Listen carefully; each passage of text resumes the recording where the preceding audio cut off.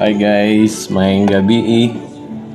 So, na ako impulse guys nga i-feature si Padre Pio or si Francesco Forgione. Usa ni siya ka Italian priest sa Katoliko. Mga Catholics o ana. So, di na ko magdetalye. Na ako'y nakita guys nga, nga ginahimo niya nga ilang daily routine na ginahimo nila nga makatabang sa tuwa karon sa tibuok katawhan sa sundo na to murag himo na to role model lang ginahimo ba. So kabalo naman taron guys nga hinahinay nag-evolve ang kalibutan. So dili na siya atong parehong dati na medyo restricted wala kay tay research. So karon grabe ng internet, grabe ng exchange of information guys. So diri pa lang sa TikTok, so daghan na tag matun-an basta ang imong ipoy-pay ka na kung sundan nimo kanang mga pindot nga mga basta kung sa imong interest mo do diha. So balik ta diri ta sa kanang makatabang sa tuwa. So kabalo naman ta ni Aripod Mr. Strange Dr. Strange di ay nga gamit na siya mga dimension ana.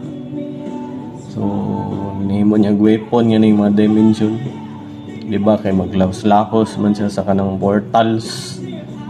So lahi nga dimension, parallel universe or other time past nakabalik na ba siya iyang past, basta lahi nga dimension yang sudlan yapon, lalahi nga universe. So balik ta diri guys kay Padre Pio. So ang nakakita na ko nga naaday sila yung mga routines ginahimo kada adlaw. Ano yung saba kay ni siya lang si Willow Smith. Okay na yung kanta. So balik ta. Wapo na yung routine guys si Padre Pio kay sa una mo pare, di ba, naman din na yung mga routine. Ang ginahimo nila, nakita ra po na yung research sa po ni guys, no? So at least mabalaan ninyo og ingon ako paano siya makatabang or dili naman ay ingnon dapat na paano inyo din yung sundugon. Kung masundog na to ni guys na daghan jud mga kausaban mahitabo sa So mo ni hang rutino kada adlaw or sugod siya tong gabi 12:30 AM. Mata na sila, so daghan man sila, naman na sila congregate na lugar mga pari kanang traininganan ba 12:30 AM mata alauna magmatins na sila kanang matins guys, early morning worship. Ito na sila sa ilahang chapel. So na sila yung mga worship ana. So good vibes kay kadlawon pa niya. Siyempre sakto man na sila tulog niya. Although dili kaayo mga lamian ilang pagkaon pero mabusog na ka ba. So balik ta sa iyang routine. Pagka alas 2, pagka human nilag matins, alas 2 hangtod alas 4, balik sila tulog guys. So kani nga oras ang kay kuan po ni Dr. Joe Dispenza ani kani nga time jud ang kanang nagagana ato ang delta state sa atong brain, kanang delta.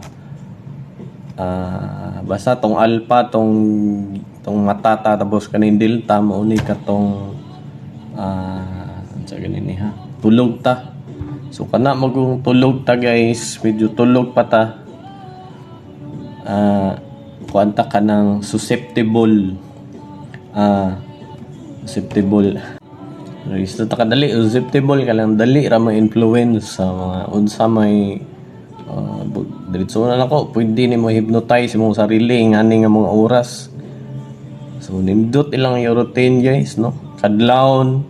So pagka mata na tulog sila to 4 AM tapos mata na pod sila 4:25 AM mental prayer na pod sila guys.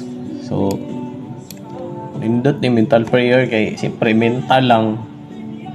Exercise na imong brain power, imong hara. Hara man ang mental. Nanastiyan. Ang uban, sige bahala mo. Kung nahuna, na-address brain, na-address ulo. Pero ako gina-practice na kung aron yan na kung hara na address tiyan. So parang kuan ka ba duol na ka sa imong subconscious. Sunod ito no 4:25 AM mental prayer followed by louds kaning louds prayer niya po ni sila bago mag kanang mo gawa sa adlaw. So worship Japon prayer so 5:45 AM read na po sila scriptures, pray na po sila angelos, sunod the kaning prime prayer ni ay ha pa po prayer na po ay ha tong tibok adlaw jud kanang naanang adlaw. So, dito na sila mag-chant sa ilahang simbahan sa kapilya or sa kanang Italian magni siya guys. So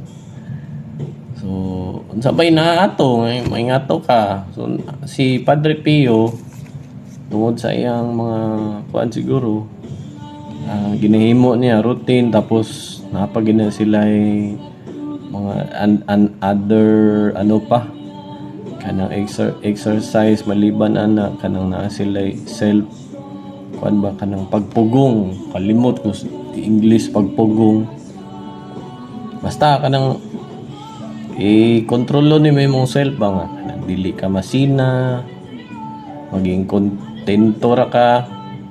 So ani sa guys so tod ato sa kadugay sa panahon although tong bata pa siya naana siya mga extra extra sensory nga mga experience nagka-stigmata na siya guys after ato sa ilahang murag nag-fasting maguni siya. So after atong fasting nagka-stigmata siya kanang stigmata kanang nakay murag characteristic na pareha kay Jesus Christ.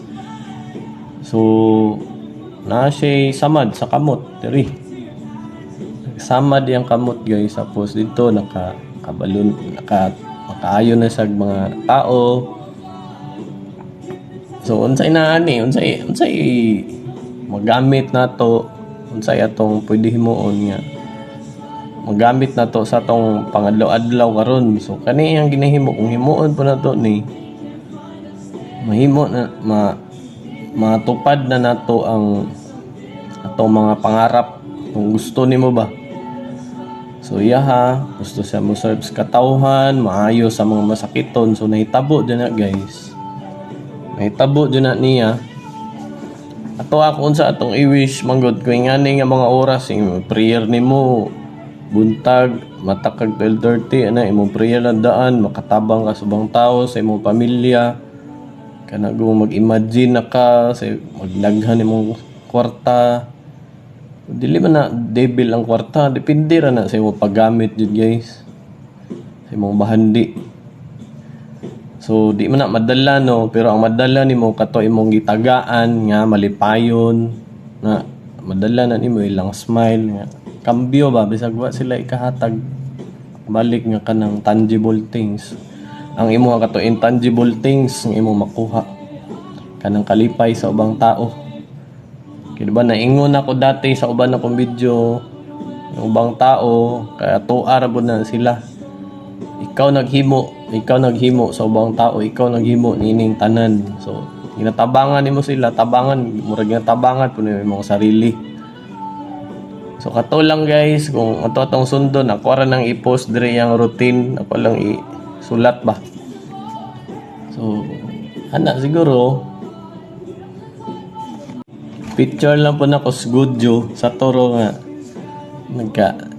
nalisang na bang mga anime fan pero mo gihapon ni ilahos na ni yang influence diri sa atong dimension sa kanang reality ba kay naa na may star nga gipangalan sa iya ha sa Toro Goodjo. So ato lang guys bye bye.